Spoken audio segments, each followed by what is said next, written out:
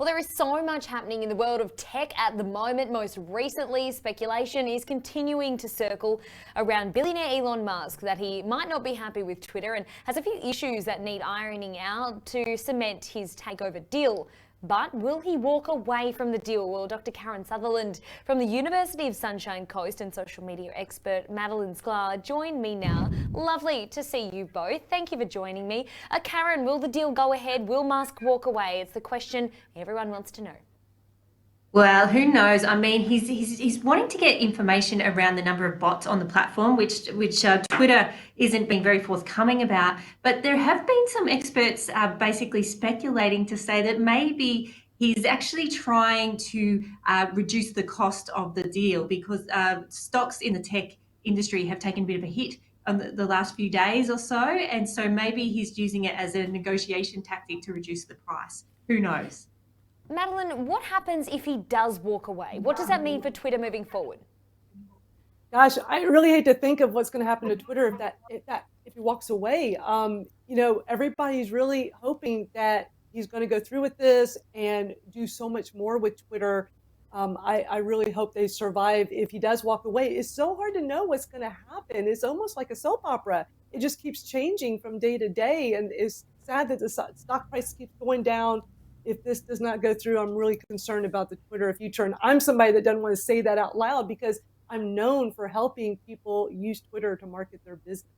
I think what's come to light here is that Elon Musk has so much pull, so much power. Every single word he says, everyone is watching his every move. So if he does walk away, it does leave Twitter in a limbo zone at the moment.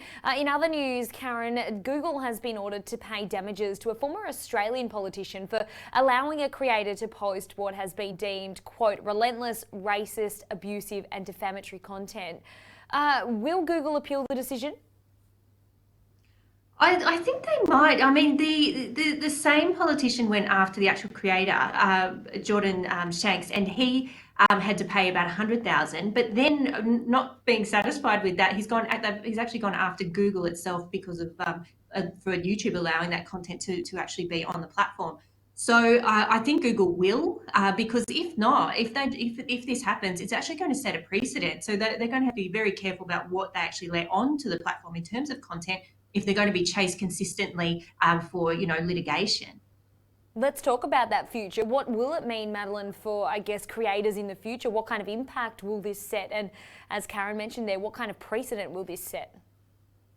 Yeah, I think creators are really paying attention to this. Like, how can their content be affecting other people, and can it spawn lawsuits, that can affect them and others?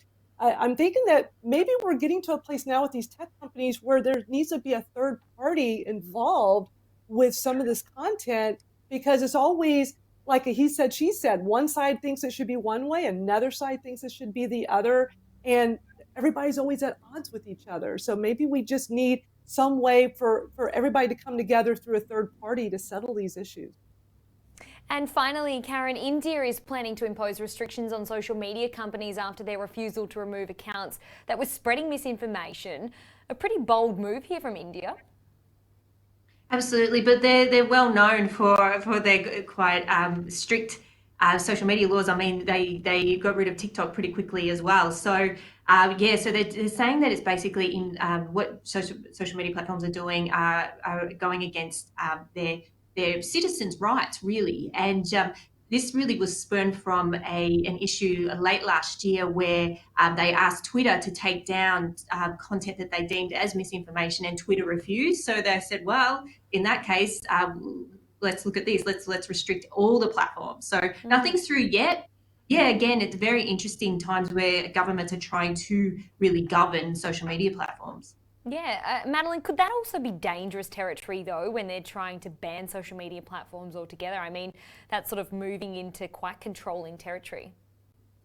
Absolutely. And we've seen this before in Africa. I think it was like maybe a year or so ago where there were these restrictions going on in one of the countries, and people were very upset that they could not access Twitter, that it was shut down completely. And so I think this is a big issue that needs to be some kind of resolution with this for sure.